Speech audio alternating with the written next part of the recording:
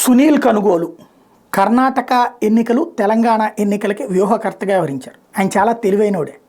ఎందుకంటే ఇప్పుడు కాంగ్రెస్ పార్టీ జాతీయ పార్టీకి ఆయన చేయట్ల. ఎందుకు అంటే కాంగ్రెస్ పార్టీ గెలిచే పరిస్థితిలో ఉందా జాతీయ స్థాయిలో?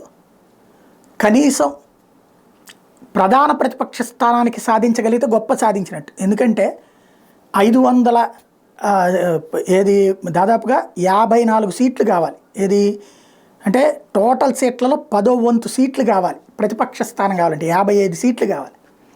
55కు గాను 2014లో సాధించలేకపోయింది, 2019లోనూ సాధించలేకపోయింది కాంగ్రెస్ పార్టీ. ఈ దఫా మాత్రం ప్రతిపక్ష స్థానానికి సరిపడినటువంటి సీట్లు అయితే సాధించగలిగే పరిస్థితిలో ఉంది. అంతకు మించి ప్రధానమంత్రిగా రాహుల్ గాంధీని ప్రజలు పెద్దగా కోరుకోవట్లేదు.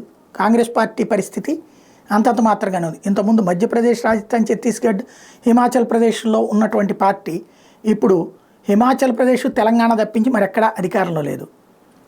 ఆ స్థాయిలోకి పడిపోయింది. 2-3 రాష్ట్రాల్లో మిత్రపక్షాలతో కలిసి అధికారంలో ఉంది. అది తప్పించి లేనటువంటి పరిస్థితి. అది కూడా జార్ఖండ్ లాంటి రాష్ట్రం. తమిళనాడులో ప్రభుత్వంలో లేరు, కాకపోతే మిత్రపక్షం ప్రభుత్వంలో అధికారంలో ఉన్నట్టు.